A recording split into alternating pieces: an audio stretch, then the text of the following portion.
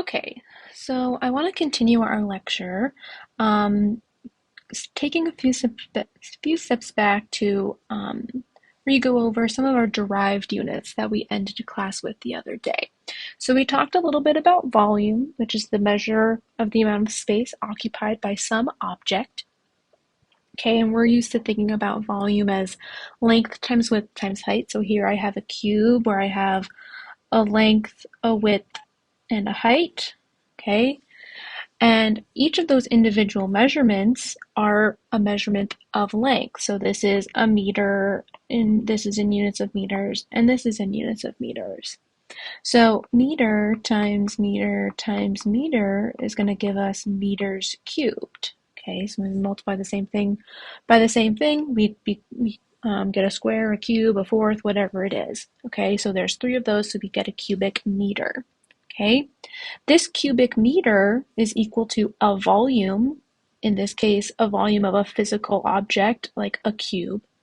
But we also think of volume in terms of liquids. We have a volume of water that we have to drink every single day. Our soda cans that we have a volume listed on them for how much liquid is present in them. And we don't necessarily think of those volumes in things like meters squared or cubic centimeters or anything like that. We think of it more in ounces or in liters. So we have our relationships between the volume in length units and volume units over here. So the ones that you're going to commonly see is that 1 liter is equal to a cubic decimeter, deci meaning 10. Okay, so our prefix for deci is 10. And then the one we see most commonly is the relationship between milliliter and cubic centimeter. Okay, these are types of conversions or relationships that you would be given. You aren't required to memorize it, but it is something that you may just find you remember after doing it a few times. Our next derived unit that we talked about was density. So the density of a substance is the ratio between its mass and its volume. Because density has units of both mass and volume, that's why it's a derived unit. Volume was a derived unit because it was made up of units of length to give a unit of volume. Well, this is giving units of density from a mass and a volume unit. So the density of some object or some liquid is equal to its mass divided by its volume, shown by this equation here. So if you know something's mass and you know its volume, then you can find its density. If you know its density and you know its volume, you can find its mass. Okay, this just becomes a 3-variable problem where we know 2 of those variables and we have to solve for the 3 mathematically. So our units for density are shown in 2 different ways, either in grams per cubic centimeter, but we know that cubic centimeter is also equal to milliliters, so we can also write those density units in grams per milliliter. So we can use this relationship as well, specifically the one between grams and cubic centimeters, to help us use density to find the mass or the volume of any object, any liquid that we may need. Okay, so here's an example of where we want to find the density of zinc. So here I have an example of zinc. It has a mass of 68.60 grams. Okay, so I know its mass, but I don't necessarily know its volume very well. I can't really take a measurement of this piece of zinc. You know, it may be cylindrical, but there's some pieces missing out. So I can't really find its density by measuring its volume using the volume equation for something like a cylinder. So what I'm doing here with my graduated cylinder, which is this little piece of glassware right here, is I'm taking that zinc and I'm going to submerge it in a liquid. If I know the volume of the liquid before I put the zinc into it, and I know the volume of the liquid after I put the zinc into it, the difference between those 2 volumes is going to be the volume of whatever I put in the liquid. So in this case, before I put the zinc in, the volume was 35.5 milliliters. And after I put the zinc in, the volume was 45.0 milliliters.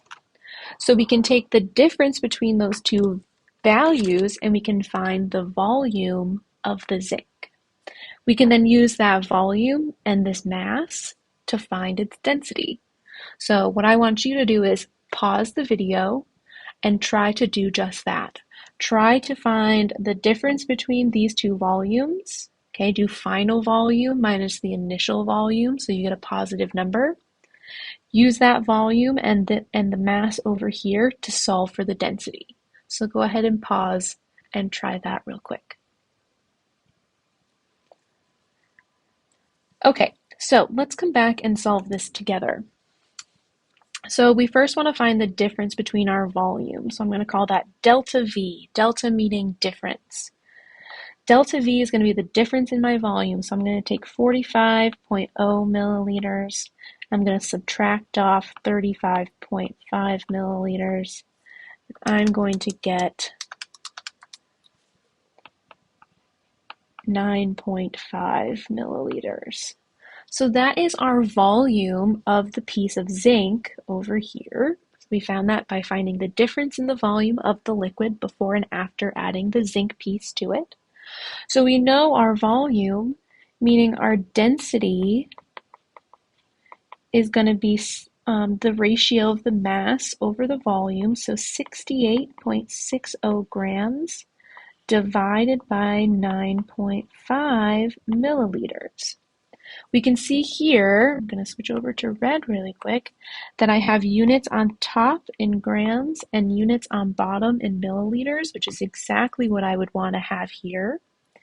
If this mass was given to you, if this 68.6 grams was given to you actually in milligrams, you would have to convert it from milligrams to grams in order to properly calculate that density.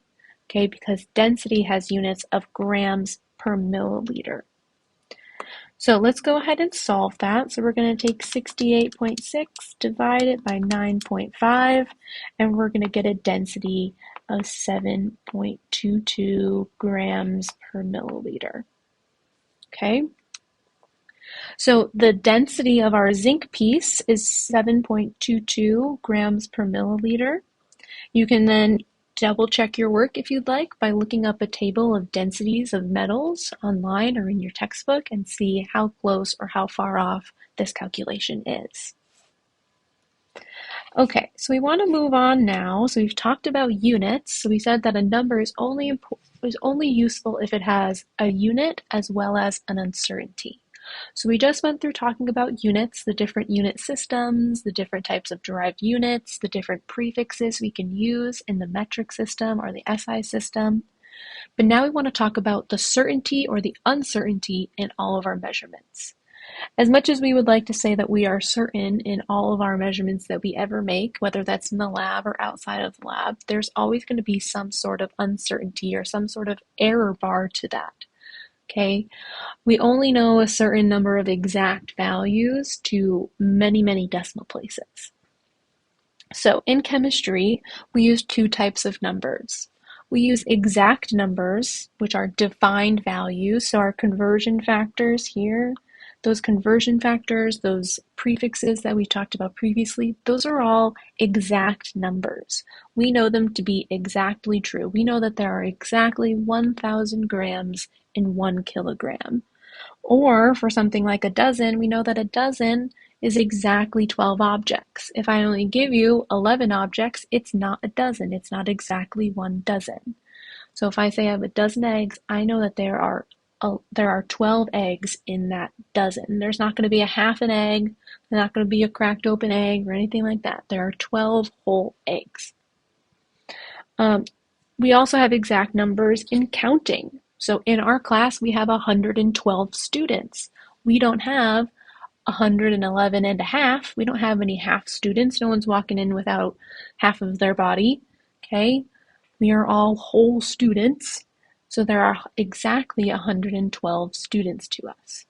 Exact numbers we are certain about. So there is no uncertainty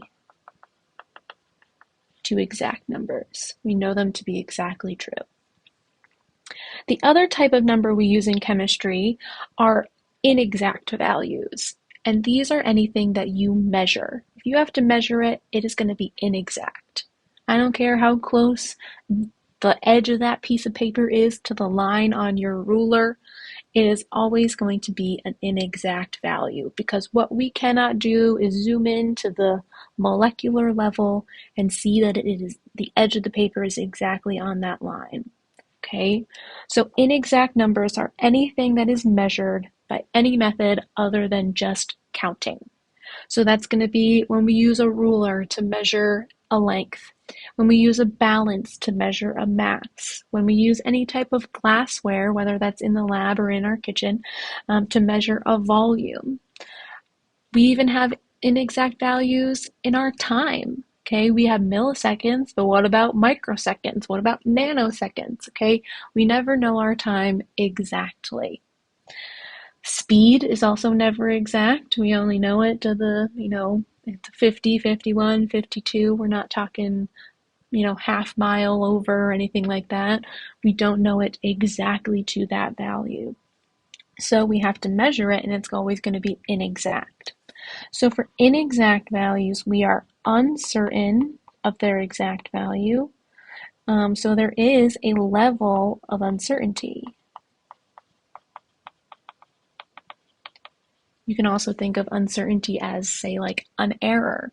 Okay, there's some sort of error bar to a number, plus or minus something.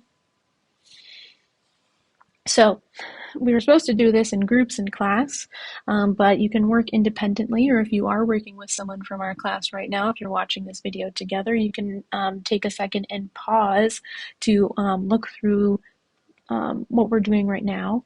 So an inexact number must be reported to indicate its uncertainty. We must know how uncertain we are about that number. We have to come clean and tell it. We have to report it that way. So what I want you to do is I'm going to bring back these sticks that we used the other day in class to measure. And I have two different rulers in front of them. And I want you to measure the stick using both rulers. Okay, so one of them has only 1 centimeter markings, and the other one goes down to 0.1 centimeter markings. So measure both sticks with each ruler, and for each number that you come up with, label the certain or your known digits, which one do you know exactly to be true, and then label your uncertain digits. Okay, those are going to be your estimated digits.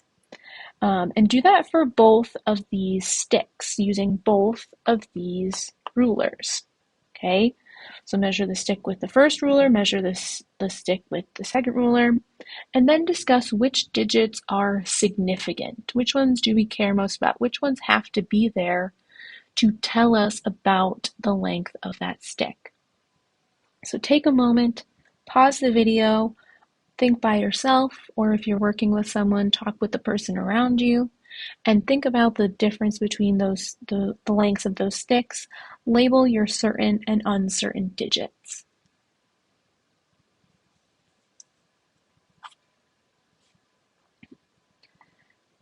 Okay, so let's come back, and now let's think about our clicker question that we have for this portion of the lecture.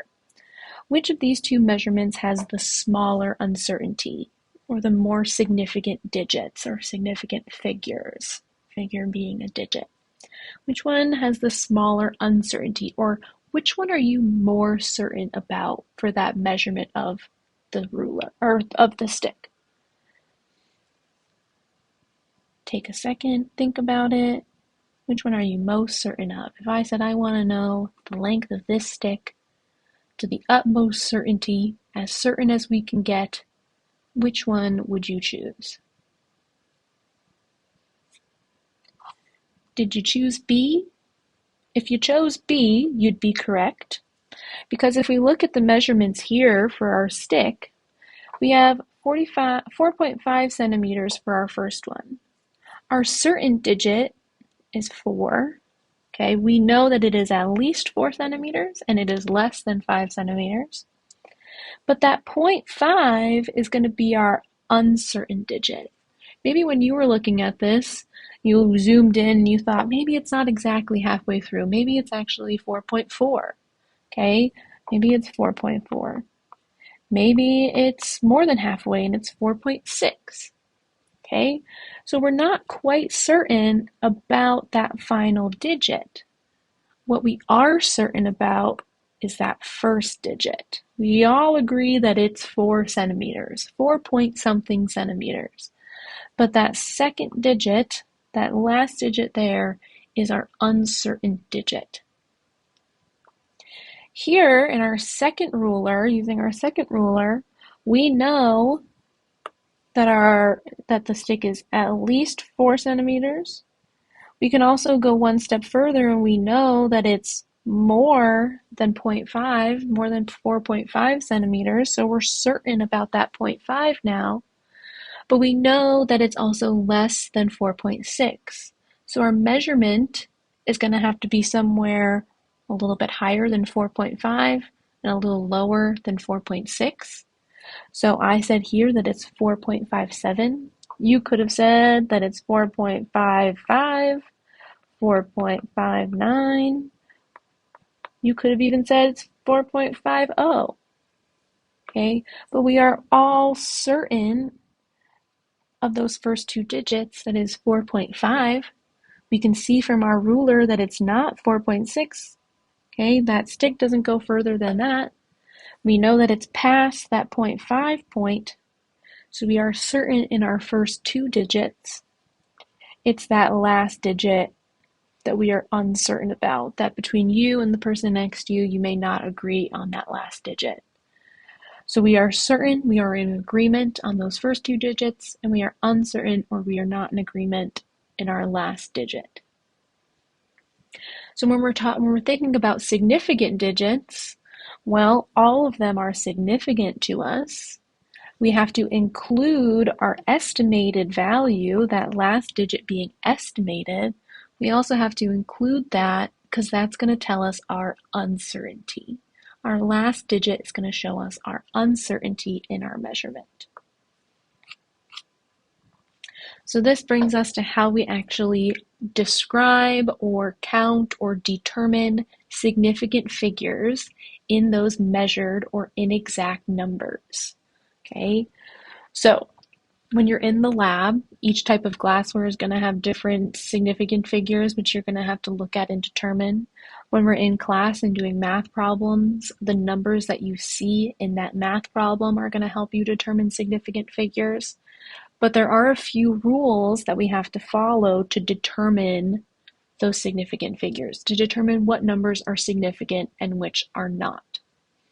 So, our first guideline for significant figures is that any non-zero digit is significant. Okay, if it is not a zero, they are all significant. So the 1, the 2, and the 1, they all have to be in that number in order for it to be that measurement. Okay, I can't take one away. If I were to take one of those away, it would change the measurement itself. So we say that if it is a non-zero digit, it is significant. And then to count the number of significant figures, we then say, well, there's 1, 2, 3, 4 digits that are non-zero. Those are significant. Now, what if we have a 0 in our number? So zeros are going to be where significant figures get a little bit complicated. So if you follow these guidelines and practice it, you'll get it. So zeros that are between non-zero digits, those zeros are significant because if I were to get rid of them, they would change that number. If I were to get rid of that 0 from 305, I would be left with 35, and that's not the same number, right? So zeros that are between non-zero digits are significant.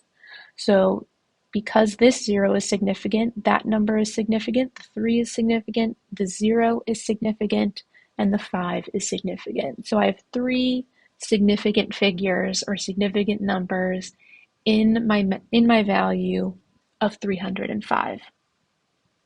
The same goes for 50.08. If I got rid of those zeros, I'd be left with 5.8, which is not at all the same number. So getting rid of those would change my value overall. So this means I have 4 significant digits. I have 4 digits that have to be there in order to tell me the value of my measurement. Okay. Now, what happens if the zeros are not in between two non-zero digits? What if they're on the end? Well, it depends on what end they are on. If the zeros to the left of a non-zero digit, those are not significant. So our first non-zero digit in our first example here is that 2. All of the zeros that come before it are not significant. The only reason those zeros are there are to make that number small. They have to be there in order to be small, in order for that measurement to be small, but they are not significant to the number overall. There is a way that I could change this value of 0.0023. I could change that and write it in a different way where I still have those numbers that are significant. The number is still small, but the zeros aren't shown, and they would still be the same number. And we'll talk about that in a second, how we can change these numbers with these zeros in the front for them to be, and show why they are not significant. So if the zeros are in the front, if they're to the left of a non-zero digit, they are not significant. So my only significant digits in my first example are the 2 and the 3. So I have two significant figures. So if the zeros are to the left, they are not significant. In my second example here, all of these zeros here, the only reason they're there is to make the number small. Okay, they are not significant to the measurement itself. Okay, so here I only have one significant digit. Now what if the zeros are on the right? Okay, so we just talked about zeros on the left. What if the zeros are on the right? Well, the zeros that are to the right of the last non-zero digit are significant if a decimal is present. So we're going to have two rules for significant digits and zeros when they are on the right of our number. If a decimal is present, those zeros are significant. Okay? They show the exactness of our measurement, as exact as we can be. So here I have 1.2 and then I have two zeros. Since those zeros are in a decimal, the decimal is present, okay, then these zeros are significant. So I have four significant figures in 1.200. Okay, the time that you would use zeros in a decimal would be like if you're measuring a piece of paper and the edge of that paper is perfectly on a line, you would say it's 8.50 inches. It's 8.5 inches. That zero is saying it is perfectly on that half line. That is a time that you would put a significant zero to the right because there is a decimal present. We could also see numbers that say are like 5,240 with a decimal. Because the decimal is present, that zero is significant. So if a decimal is present and there is a zero, the zero is significant. This is how you're going to be asked to write numbers in ALEKS, in your ALEKS homework. I'm going to put a little note here for ALEKS. It does like you to put decimals at the very end of every number, whether there's a zero or not. So if your answer in ALEKS was 5,240, ALEKS would tell you to put a decimal at the very end. Or if you had 325 as an answer, ALEKS would tell you to put a decimal at the end. Okay, so you will see that when you're doing your ALEKS homework, they will be asked to put a decimal at the very end of all of your numbers. If it's a whole number and there's no decimal if there's no numbers that come after the decimal place. Okay, so what if a decimal is not present? This brings us to our last guideline for significant figures. What if a decimal is not present? So zeros to the right of the last non-zero digit that does not contain a decimal point may or may not be significant. They would be considered ambiguous values. So we have the example of 100. So I told you up here, up in guideline 4, that if that zero was at the end and there was a decimal there, that zero is significant. But if I just write 100 out, well, I don't know what's significant because the decimal isn't present. So this could be that it's one digit is significant, or maybe two digits are significant, or even three digits are significant. We don't know. It's ambiguous. Okay? Now, I will do my best to make as many numbers in math problems as unambiguous as possible. Okay? But if you do see an ambiguous number, please feel free to ask about what you would like to do for significant figures, or if it's on an assessment, I will most likely tell you for that ambiguous for the answer or for the question that has an ambiguous number, I would tell you how many significant figures or how many decimal places I would like to see that answer to. Your ALEKS homework does tell you how many significant figures your answer should be in, so that should help you start to learn these significant figures. Significant figures is something that you are going to use throughout chemistry, whether that's throughout this one semester that you're taking chemistry or in Gen Chem 2, or if you're going on to do an entire major in chemistry or biochemistry, you will be using significant figures. Okay, so what if I'm given a number, or you end up with a number as an answer in your homework or on a practice problem or on an assessment? What if it comes out and there's some zeros at the end, and we don't want to be ambiguous? We want to be unambiguous. We want to know exactly how many significant figures our answer is going to have. This is when scientific notation comes in. Okay, scientific notation allows us to put in that decimal place, meaning that we can automatically go from rule 5 up to rule 4 because I'm adding that decimal place. So you see here with 100, if I can put it in 3 different forms of scientific notation. 1 times 10 to the 2 is still 100, but because there's no decimal place and there's no more zeros, I only have one significant figure. Okay, so this is an unambiguous number, 1 times 10 to the 2.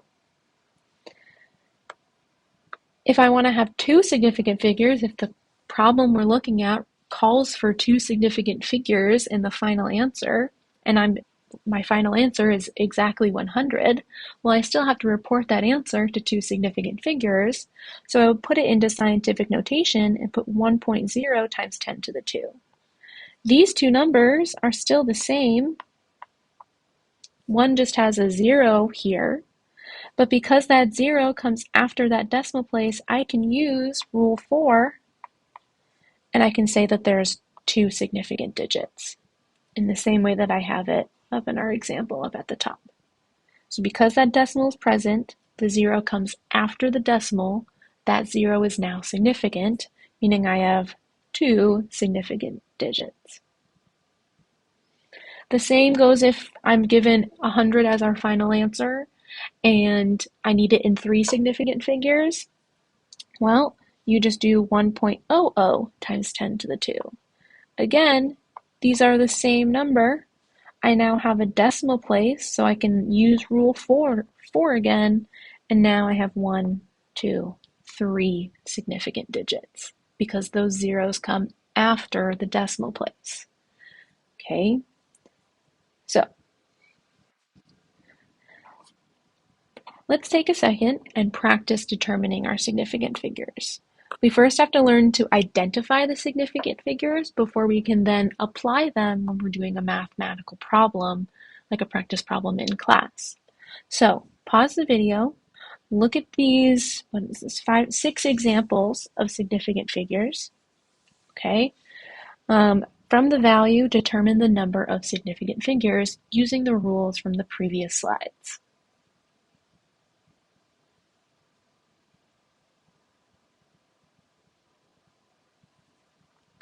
Okay, let's come back and review this.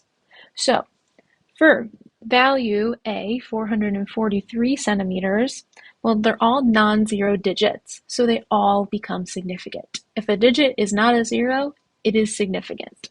So we have 1, 2, 3 sig figs.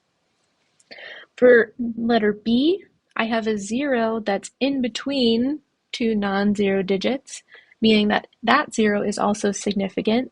So I have 1, 2, 3, 4 significant digits. Here I have 0.0356 kilograms. This is going to be our rule 3. So let's see, let's assign some rules. This was rule 1. This was rule 2. This is going to be rule 3, where the zeros that come before the number, since the number is less than 1, those are going to be non-significant. They're only there to make the number small. So I have 1, 2, 3 sig figs in this value. 1, 2, 3. That's rule 3. For letter D, I have 3.000 times 10 to the 7th liters.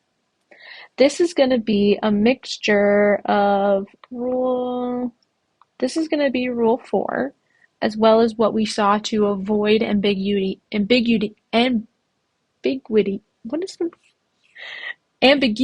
good Lord, from rule 5.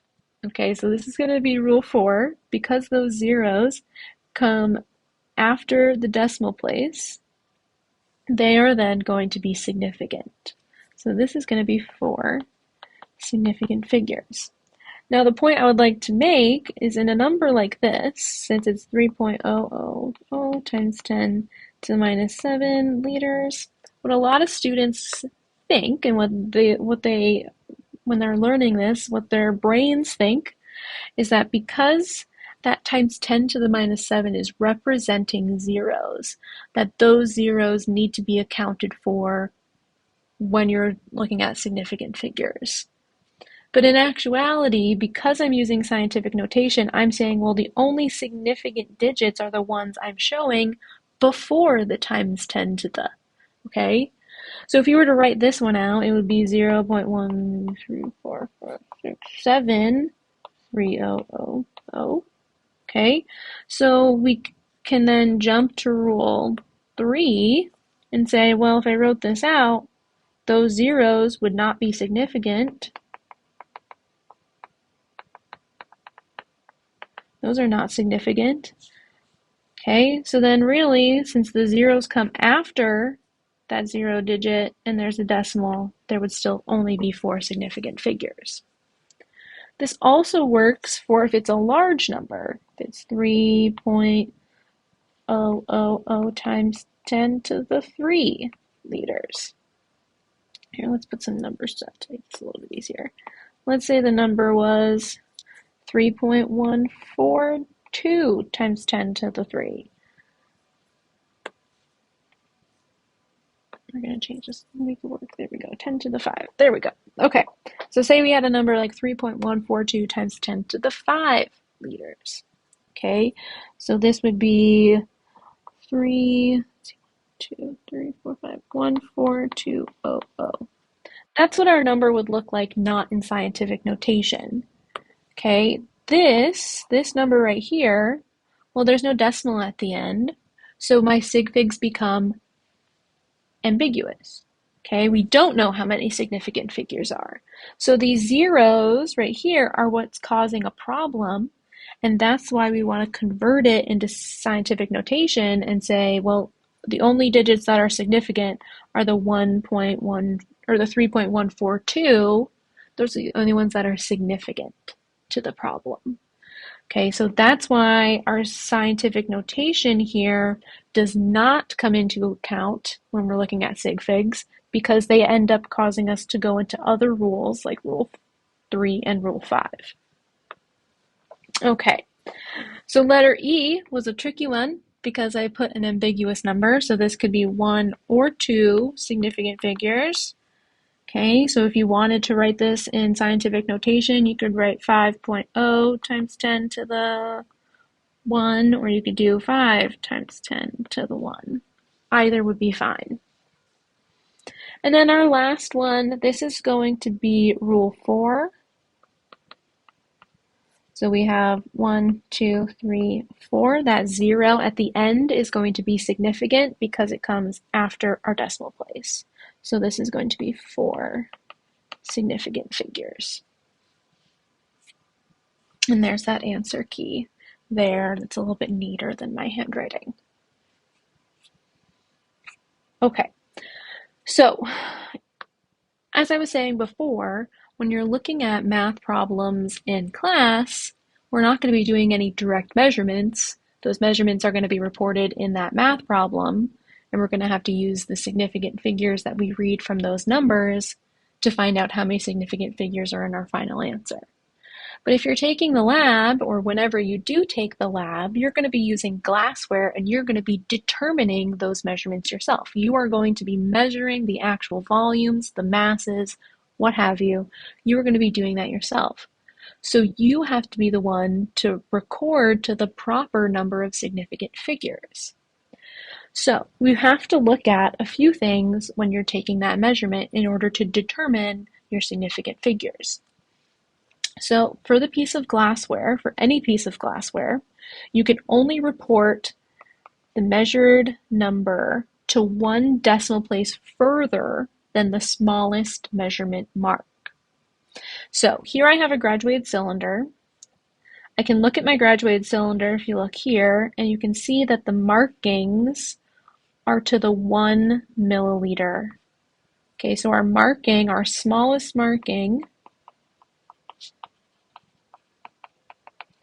is going to be 1 millimeter steps.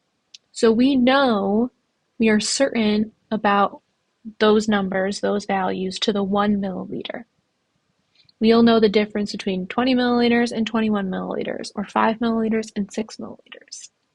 We then have to estimate one decimal place further than that. So our smallest measurement is going to be 1 milliliter, which means our estimation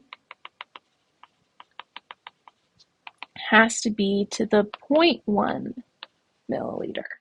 So whatever that tenths place is what you're going to be estimating. So we look at this measurement here. We see that our measurement, and we have a big zoomed in one here, we know that this is more than 20 milliliters, more than 21 milliliters, but less than 22 milliliters. So we are certain to the 21 milliliter mark. So we have to estimate 1 decimal place further.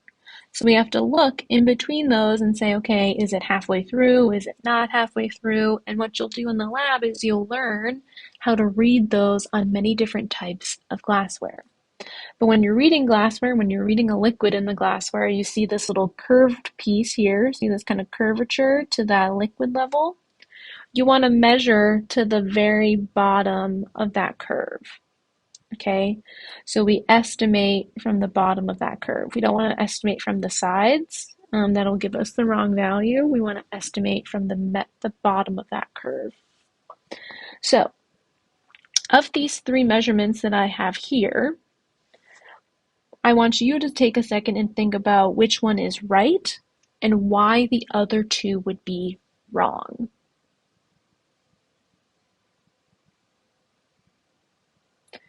So let's take a second. So we said that we know our value to exactly 21 milliliters. We know that it is at least 21 milliliters and less than 22 milliliters.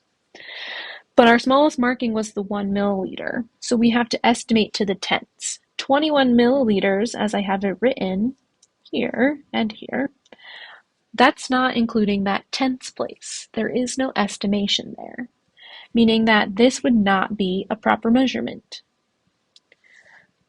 If we do want to add our estimation to the tenths place, we look at this and we say, okay, the bottom of that curve is kind of halfway between 21 and 22, so maybe our measurement is 21.5 milliliters. So this measurement of 21.5, that would be our correct reading. 21.55 milliliters would not be a correct reading because that would assume that these are our certain digits and that last one, that last 5, is uncertain. But we are only certain that this volume is between 21 and 22 milliliters. We don't have any markings to show us half milliliters or individual 0.1 milliliters. So our smallest marking, again, is the 1 milliliter, meaning our estimation can only go to the 0.1 milliliter. If we had markings in between, if we had extra lines here, which some graduated cylinders do, then you could estimate to that hundredths point if you had that ability based off of the piece of glassware that you had. So if your smallest marking was 0.1 milliliter, you could then estimate to the 0.01 portion. So in the case of our measurement here, with the example that we're showing, since we only know the smallest marking is the 1 milliliter, and our estimation has to be the tenths place, the 21.55 milliliters is in fact not an accurate measurement and cannot be used. Okay. This slide just kind of goes through again, showing the ambiguous and unambiguous numbers that we're trying to avoid. So using scientific notation, this one has additional numbers than the 100. So if you need another example of showing that, because a lot of the stuff that we're going to be seeing will not just be perfectly zeros, perfectly 100, perfectly 1,000, or anything like that. So you will have additional numbers off of there. Okay, let's see. So now that we're able to look at a number and calculate, or sorry, not calculate, to count how many significant figures it has, we now want to apply that to when we are doing math with them. Okay, what we're doing with significant figures is not going to be just counting them, however many significant figures there are. We're actually going to be doing math with them. And our final answer has to reflect our significant figures from the measurements that were made and used to calculate that final answer. So we have a few more rules that we have to follow for doing those calculations with significant figures. One rule is going to be for addition and subtraction, and another rule is going to be for multiplication and division. So in addition and subtraction, the answer cannot have more digits to the right of a decimal point than any of the original numbers. Okay, so that means that however the lower number of digits after the decimal place has to be reflected in the final answer. So our first example here has 102.50. Adding to that, we are taking 0.231. So for addition and subtraction, we don't care about the total number of significant figures. We just care about how many digits are after the decimal place itself. Okay, so we're not counting sig figs here. We're just looking at the digits after the decimal place. So our first number here has 2 digits after the decimal point, whereas the second number has 3 digits after the decimal point, meaning that the final answer should only have 2 digits after that decimal point, and we would round this to 102.73. Now, when we talk about rounding, we've all probably rounded before, but if the number before that is less than 5, you round down. If it's more than 5, you round up. You can use your own discretion on if the number that you're rounding from is 5. So just keep that in mind. So our final answer here is going to have 102.73 with only 2 digits after the decimal point. So even though 102.5 had more significant figures than the 0.231, we still are only taking into account what comes after the decimal place in both values. Goodness, excuse me. Okay, so for our second example here, we have 143.29, and we're subtracting 20.1 from that number. Since 20.1 only has 1 digit after the decimal place, our final answer can only have 1 digit after the decimal place. Doesn't matter how many digits, how many significant figures are in our first one here. This could have a bunch of zeros and ones and twos and threes coming after it. It doesn't matter. And it doesn't matter how large this is. It doesn't matter how large that number is. Since 20.1 only has one digit after that decimal place, our final answer can only have one digit after the decimal place.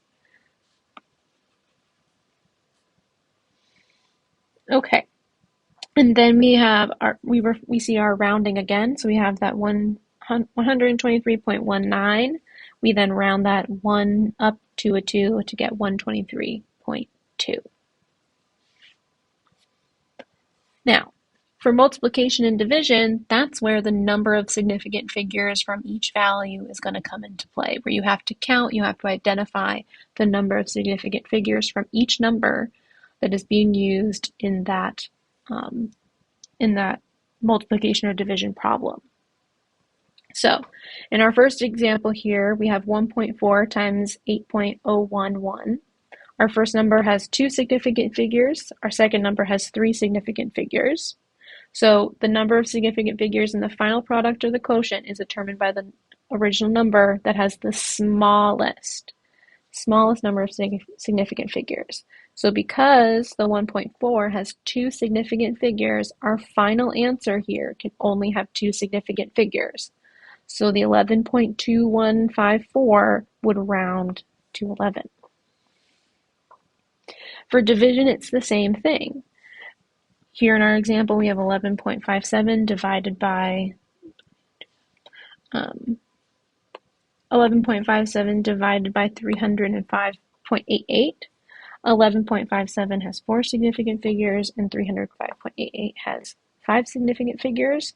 So the 11.57 has the fewer significant figures in it, meaning we have to take this number and round it to 4 sig figs. Remembering that this 0 wouldn't count towards significant figures based off of our significant figure rule. So we have 1, 2, 3, 4. Let me put my line in the wrong spot. There we go. We would have 4 significant figures there. And then we would round. Here's a 5. I round up when it's a 5. If you're ever taught to round down when it's a 5, that's fine. I really look for, if you're off by 100th, 1,000th, whatever it is, I don't take off for that. I'm not terrible about that. Okay, so keep that in mind. As long as you're rounding when need apply, you're good. Okay, so when we're using measured values, those are all inexact values. So we have to take the significant figures into account for both values that are being calculated. However, if we're using exact values and we're mixing those with our measured values, we then have to think about those values as well. So exact numbers can be considered to have an infinite number of significant figures. Infinity number, however many there are.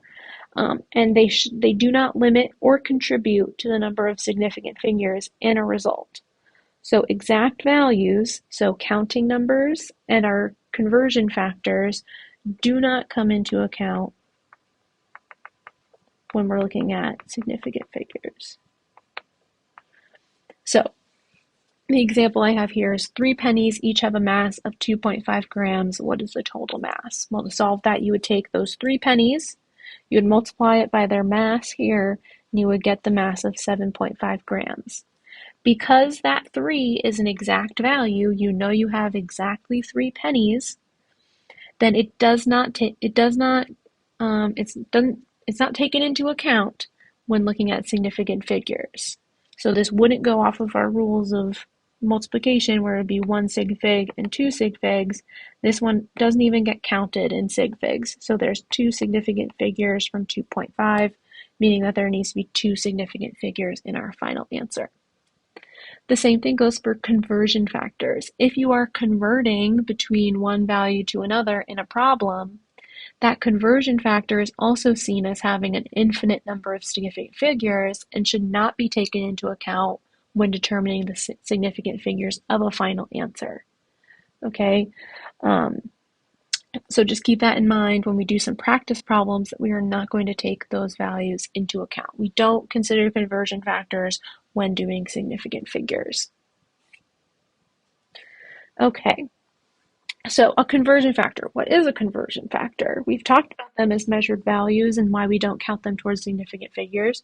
But a conversion factor is what we're going to use to solve problems in this class. So we talked about prefixes and the different systems, and this is how we're going to convert between those values, between those units. So a conversion factor is a fraction in which the same quantity is expressed one way in the numerator and another way in the denominator. So 1 inch is equal to 2.54 centimeters. So this is 1 inch and this is 1 inch. Or, let's do a different color, this is 2.54 centimeters and that is 2.54 centimeters. So we can write this as 1 inch is equal to 2.54 centimeters.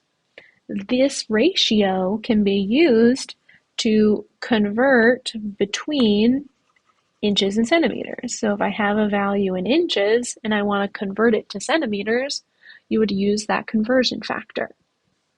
So for example, let's say I have 72.5 inches and I want to find it in centimeters. Well, what I would do is take one of my conversion factors, and I would use it to convert to centimeters. So this value here, 1 inch, is equal to 2.54 centimeters, and this ratio here, those are the same thing. They are interchangeable. We just have to be cautious on how we set up our math equation in order to do that. So I'm going to use our second ratio here, where I have 1 inch is 2.54 centimeters. And that's because I want my inches to cancel on my numerator and my denominator. So since inches are in my numerator in my number here, my first number, I need inches to be in the denominator in my second value in my conversion factor in order for them to cancel out. Once inches cancel, I'm left only with units of centimeters, and that's the final unit that I want to be in. So let's do that conversion really fast. 52.5. I'm going to multiply that by 2.54. And I get that this is equal to 184.15 centimeters. Now, we've done the math. We know what the value is. We then have to take significant figures into account. Okay, whenever we're doing math, we have to take significant figures into account. The 2.54 centimeters is equal to 1 inch. This is a conversion factor.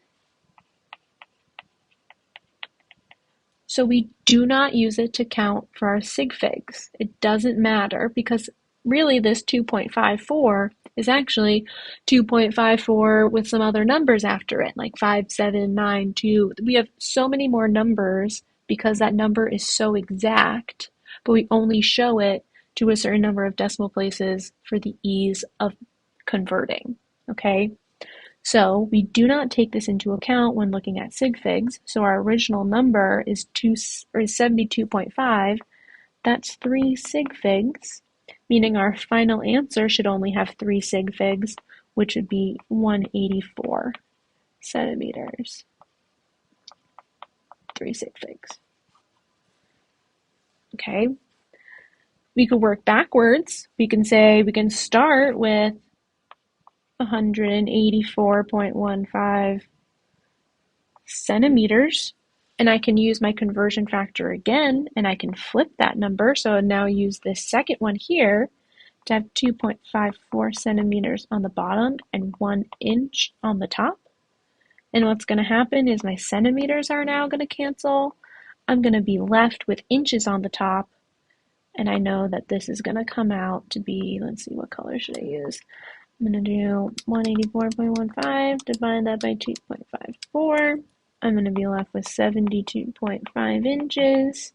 Okay, if we look at sig figs now, this number here has 5 sig figs. And this value here that I got from my calculator technically only has 3. So I'm actually going to add a few significant figures onto that 72.500 inches because these zeros count as significant. I'm now at 5 significant figures. So if you're doing problem solving, okay, and your final answer that you get in your calculator does not have enough digits in it to match your significant figures from the problem itself, add a few zeros on there after the decimal place so that they count towards your significant figures. You can always add zeros as long as they come after the decimal place. Okay. So conversion factors are going to allow us to convert values between two measurement systems or within a measurement system. So if we're going between two measurement systems, you're going to be given a conversion factor. So I have a few right here.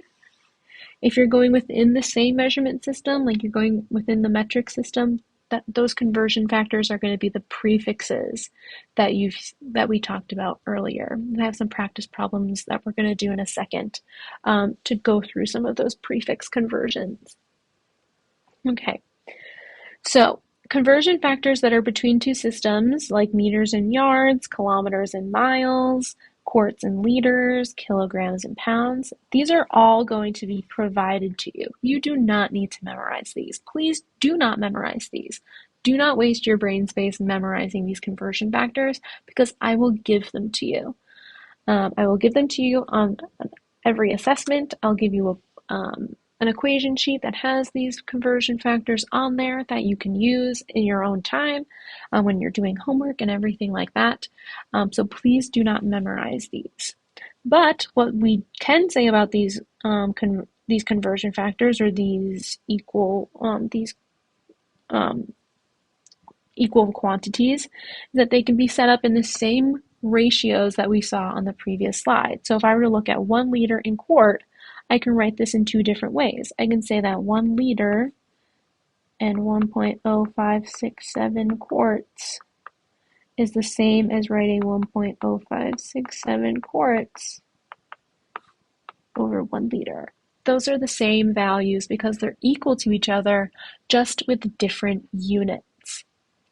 And then we use this value, we use this ratio here as a conversion factor, whichever one we may need in order for our units to cancel on top and on bottom. And again, conversion factors are not considered for significant figures because they are exact values. I cannot stress this more. It's oftentimes where I see students start to get a little confused about sig figs when we're doing math problems is they see the conversion factors and this whole table has some that have 5 or 6 and they think they need to use those. They also start to see like, well, this is only 1 and this is 1 and that's 1. So they think that only one significant figure is the most they can have in their final answer, but that is not true. So if you're using a conversion factor, you do not consider it for significant figures because they are exact. Okay, so here we have a clicker problem. So what I want you to do is take a second, pause the video, and read through this problem and think about what your answer is. And it's asking you which conversion factor or factors is or are needed for the following problem. And the problem is, if the average speed of a helium atom at a certain temperature is 1,230 meters per second, what is the speed in miles per hour? And I give you the equation the equity for 1 mile is equal to 1609 meters. So take a second, pause the video for how you would want to go from meters per second to miles per hour.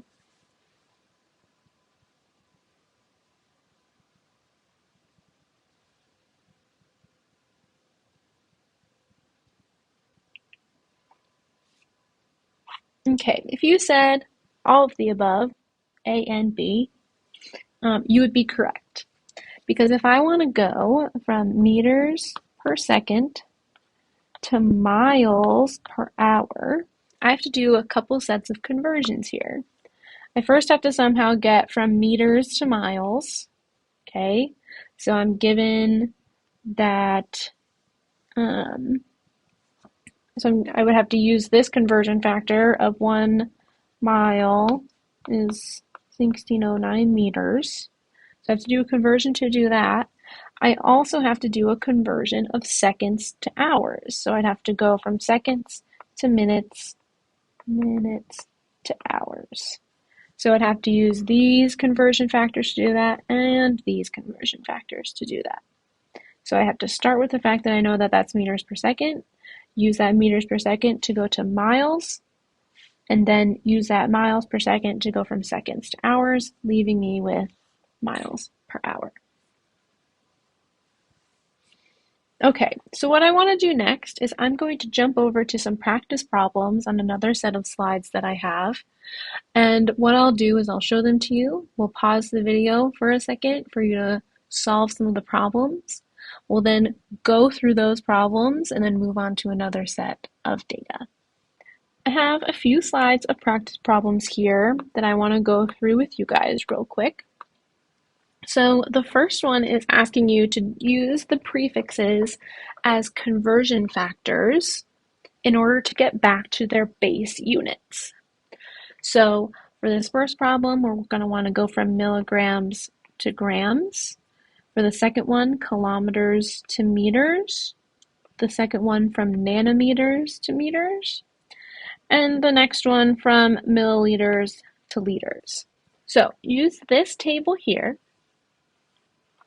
okay, the prefixes that you see there, in order to convert from these units to their base units. So pause the video, try that.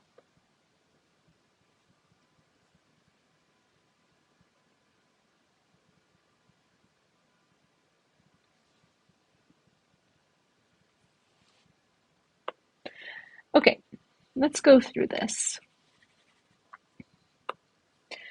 So for the first problem, I wanted to go from milligrams to grams. Now I'm going to show two ways to do each of these problems, just depending on how you think of conversion factors, because there are two ways you can think of using these prefixes for conversion factors, which is totally fine.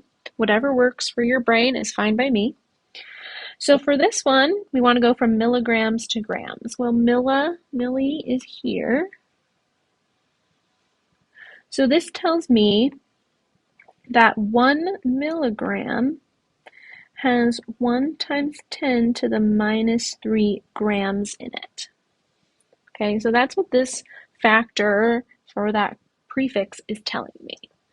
So we can do that math out really quick. 6579.6. We're going to multiply by 1 times 10 to the minus 3, and we get 6.5796 grams. Now, let's use a little bit of our common sense, number sense to think about this. Milligrams are going to be smaller units. Okay, you need a lot of milligrams to get to 1 gram. So if I have 6,000 of those small things, it should equal a smaller value for grams. Okay, if this number ended up becoming larger, that wouldn't make sense. So we have 6.5796 grams in 6,579.6 milligrams, because milligrams are a bunch of small things that fit into a larger thing. Now, another way you can think about this problem, I'm just going to erase this really quick, that's going to get us to the same answer, is in 1 gram, there is 1,000 milligrams. So there's a lot of small things in one big thing. Okay, so we can do 6579.6, we can divide it by 1,000, and we get 6.5796 grams yet again. Okay, so if you take the inverse of all of these factors, you can actually get that value as well. So it just depends on how you can visualize those individual kind of pieces in that conversion factor. So as I said in class, this second way is how my brain personally works. When I have smaller prefixes, I think of smaller fitting into bigger ones. Okay, so let's go on to our next problem. We want to go from kilometers to meters. So kilometers is here. Here we are again. Kilometers there. So our conversion tells us that in 1 kilometer, there is 1 times 10 to the 3 meters. 1 times 10 to the 3 is 1,000. There's a lot of the meters in one big kilometer. Okay, so we can do 4.5 times 1 times 10 to the 3, and we get 4,500 meters. Now to make our sig figs, you can either put that point at the end because you're doing an exact conversion, or you can write this as 4.5 times 10 to the 3 because we move that decimal place over 3 meters. Either way is fine. Okay, for our next problem, we have 362 nanometers that we want to convert to meters. So nano is all the way down here, right down there. Okay, so we can do, let's see, in 1 nanometer, there is 1 times 10 to the minus 9 meters. That's what that prefix, that factor is telling us. So we do 362 times 1 times 10 to the minus 9. And we get 3.62 times 10 to the minus 7 meters. Again, nanometers are really, really small. So there's not going to be a lot of them in the meters. Okay, so this should be a smaller number than what you start with. Okay, the other way you could do this is in 1 meter, there's 1 times 10 to the positive 9 nanometers. You could do that as well because there's a lot of nanometers in a meter. It comes out to the same answer. For this last one, we're going to do something very similar to this first one. So we can set it up, we'll use the same thing we have up here. 1 liter, is 1,000 milliliters. Again, you could also write this as 1 times 10 to the minus 3 liters per 1 milliliter. It's the same thing. Let me write that a little bit clearer. It's the same thing. So we take the 498.7, we divide that by the 1,000, or you can multiply it by 1 times 10 to the minus 3, 0.4987 liters. There's a lot of milliliters in a liter, so that number decreased. Okay, so now let's do a little bit of math with our significant figures. For this first one, what I want you to do is just look at the numbers in the problem. These are addition-subtraction problems. Look at the numbers in them and just tell me the number of decimal places that the final answer would have for each problem. You can then go ahead and solve the problem and round it to the correct number of decimal places for those significant figures. But the first thing I want you to do is look at each number and tell me how many decimal places the final answer should have. So pause the video and go through these 3 problems.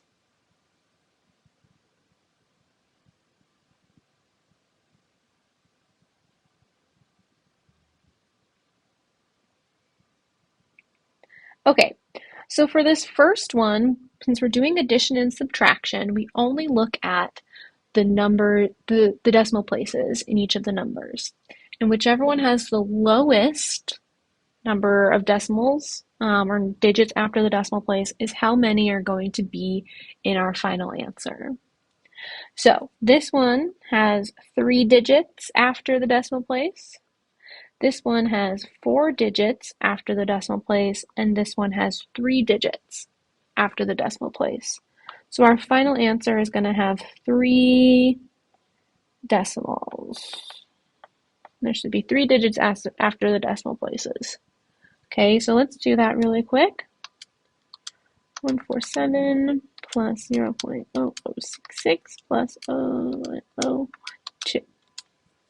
So this comes out to be 0.1656, but we only want to the third decimal place, so this is going to be 0.166. That's going to be our final answer there.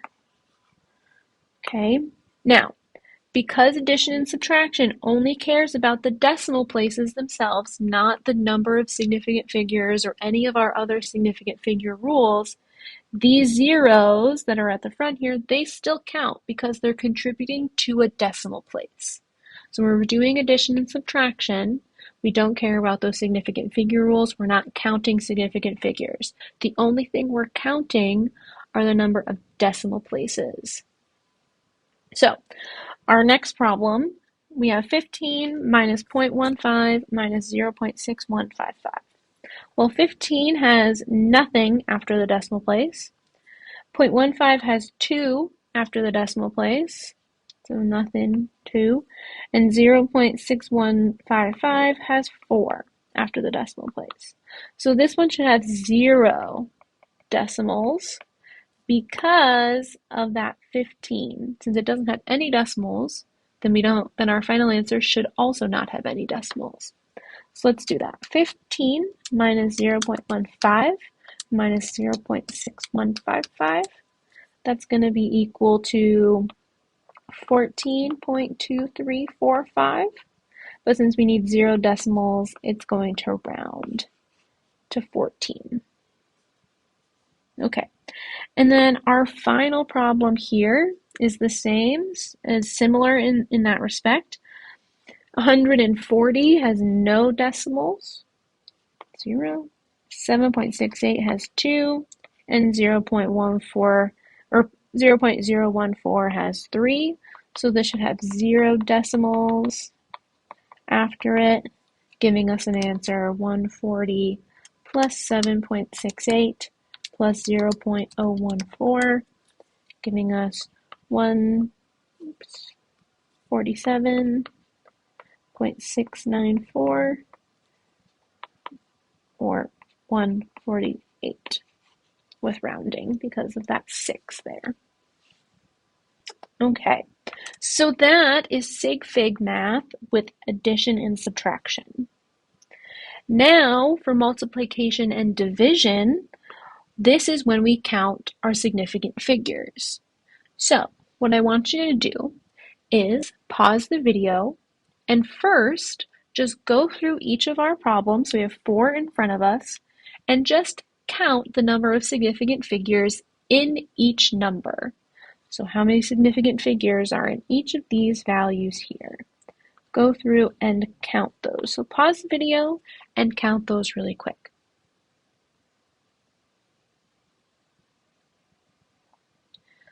Once you've determined the number of significant figures in each of those values, now do the math out and make sure your final answer has the correct number of significant figures. So pause the video, go through the math, grab your calculator, go through the math and do each of these problems out, write out the full answer, and then round it appropriately so that it has the correct number of significant figures.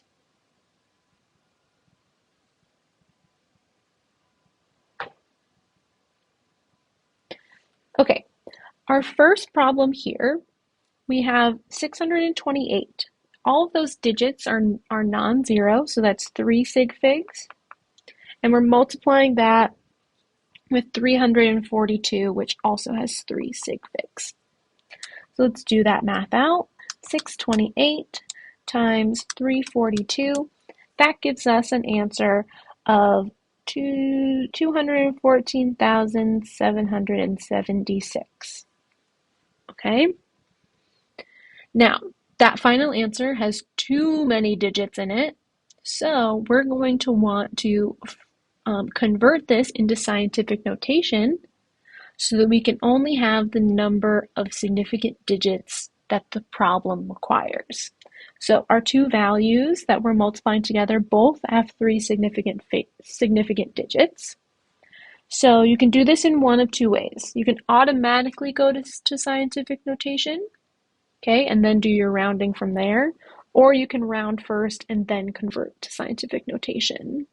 So if we were to do that second way, I would say that 1, 2, 3, those first three, that 214,000, those are going to be your significant digits, but with rounding, this would end up being 215,000. Okay, those zeros are then ambiguous, and if I were to put a decimal at the end, it would still have too many significant figures. So if we put this into scientific notation, we take that decimal, we go 1, 2, 3, 4, 5. 2.15 times 10 to the 5 is going to be our final answer for that. Remember that scientific notation, the number that you have before the times 10 to the has to be between 1 and 9.999. Okay, it can't be anything higher than 10, and it can't be anything lower than 1, because you're essentially moving that decimal place as far over as you can to still have a whole number between 1 and 9 in front of that decimal place. Okay, so writing this as 21.5 times 10 to the 4 would not be correct. That would be wrong, because you can move this decimal place over one more and get a simplified version. If you are still confused about scientific notation rules, please go to Appendix B. Appendix B in your textbook to review the rules of scientific notation. Okay, our second number here, our second problem, we have 5.63 times 10 to the 2 multiplied by 7.4 times 10 to the 3. Remember, those times 10 to those, they don't contribute to our significant figures. So we only take the 5.63 and the 7.4 into account. So that's 3 sig figs and 2 sig figs. So based off of this, our final answer should only have two significant figures in it. So if we do that math out, 6.53 times 10 to the 2 multiplied by 7.4 times 10 to the 3 gives us, oops, I did that wrong. Hold on, I have a math error. 6.53 times 10 to the 2 times 7.4 times 10 to the 3. There we go. We get 4166200. Okay, what's that? 4,166,200. Okay, again, that has too many digits. I only need 2. Okay, so we can round this first if we want to 4,200,000. Okay, and then in scientific notation, I would then go 1, 2, 3, 4, 5, 6. So that would be 4.2 times 10 to the 6. So I still have two significant figures, but the times 10 to the 6 shows the magnitude of that value. Okay, our next problem now is doing division. So we have 28.0 divided by 13.483. 28.0 has three significant figures. 13.483 has 5. So our final answer is going to have 3 sig figs. So 28.0 divided by 13.483, that's going to be equal to 2.076689164. Those are all the digits from my calculator. You don't always have to include all of your digits before you round. If you know it's going to be a low number of sig figs, you can leave like 4 or 5 decimal places and then round. So we have 3 significant figures here. So that's going to be 1, 2, 3. So I'm going to do 2.08 because that final digit is 7. The number that comes after it is 6, so it's going to round it. So 2.08 is our answer for that one with 3 sig figs.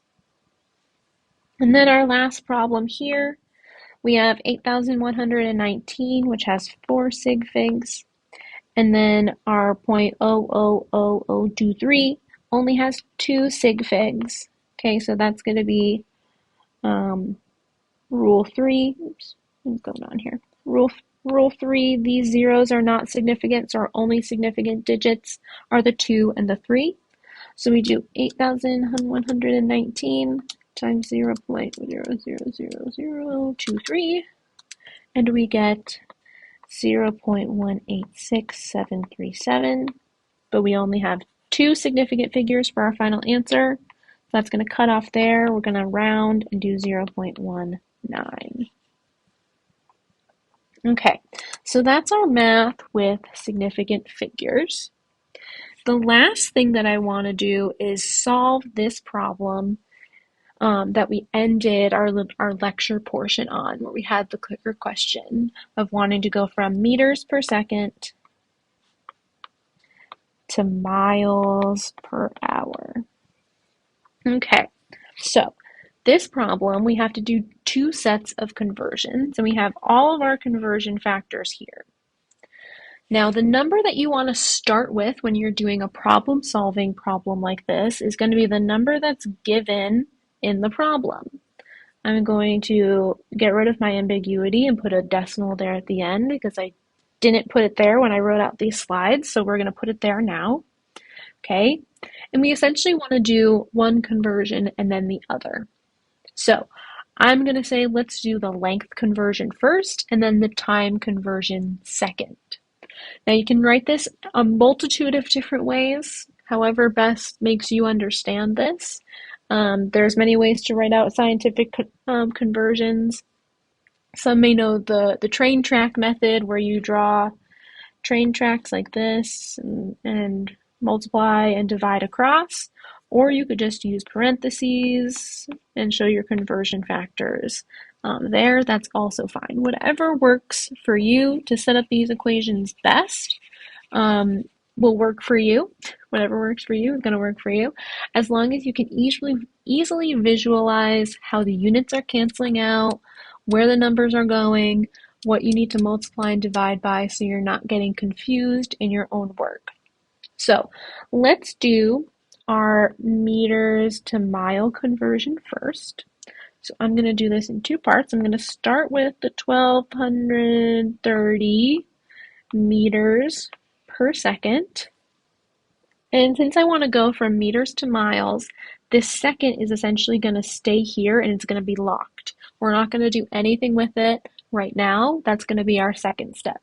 So I'm only worrying about this meter here. So in order to go from meters to miles, I have to use this conversion factor. And remember, when we want to cancel out units, I want to put the units that I no longer want on the bottom and the units that I do want on the top. So the value that goes with meters is 1609, and the value that goes with miles is 1. So if you look at this, the meters are going to cancel and we're going to be left with miles, which is what I want for my final answer. So we're going to take that 1230 and we're going to divide it by our 1609. Okay, and we're going to get that this new answer is now 0.76444996 miles per second. So we're bringing that second back over here because it was locked in place. Just because I converted meters to miles, I haven't converted my time yet. So I just went from meters per second to miles per second. So that's our first conversion step. And you'll notice that I'm keeping a lot of decimal places here. What we don't want to do is round too early. Okay, we don't want to take significant figures into account until the very, very end of the problem. So we want to wait until we convert the seconds to the hours to then round based off of our significant figures. Okay, so we're going to start with that number again, 0.76444996. We're going to have miles now per second. And in this one, we're going to have miles being frozen in space, and we're going to be converting our seconds here. So I first want to go from seconds to minutes and then minutes to hours. So we're going to use, for our first step, seconds to minutes, we're going to use 60 seconds in 1 minute. So remember, I have my seconds in the denominator. I want to put 60 seconds on top and 1 minute on the bottom so that my seconds cancel out on top and bottom and I'm left with units of minutes. So my goal was to convert seconds to minutes, and by setting the conversion factor up in this way, I have done that. Now I'm not done yet. If you wanted to, you could calculate this out to get miles per minute. That's totally fine if you need to see it step by step. But what you could also do, if you wanted to do it in multiple steps at a time before doing the math out, is now that we have minutes here on the bottom, I'm going to then take my next conversion factor, which is going to be minutes to hours, and I'm going to then do my second step over here. So I want to get rid of minutes, so I know that there are 60 minutes in 1 hour. My minutes are then going to cancel out, and I'm going to be left with hours on the bottom. And I wanted hours on the bottom, meaning that by doing those conversions, I've fully converted both the top and the bottom units to the values that I need. Okay, so now we can multiply this value across. We take that 0.7644 number, we'd multiply it by 60 and again by 60, and we would get, let's go 60 times 60, we would get 2752.019888, and this would be miles per hour. Now we're not done yet. That's not our final answer because we have too many digits. So what we have to do is go back to our original problem, and we need to see how many significant digits, significant figures, come from our measured values. In this problem, there's only one measured value, which is the speed, and that's the 1230, which has 4 significant figures. All of these conversion factors here are exact values. They are conversion factors known to exact numbers. So they are not used for significant figure purposes. So since the only number we have to go off of for sig figs is the 1230 with 4 sig figs, our final answer here is only going to have 4 sig figs. So we would then say that our final answer is 2,752 miles per hour. And that is our final answer to 4 significant digits. Now, the assignment that's going to go along with this is a significant figures practice worksheet where it gives you a bunch of practice identifying significant figures, doing math problems with significant figures, both addition, subtraction, multiplication, and division. And then the challenging part of that worksheet is then taking those addition, subtraction rules and the multiplication, division rules and doing problems where they mix together. So what if I have a multiplication and an addition in the same problem? What do I do first, and how do significant figures play a role in determining the final value?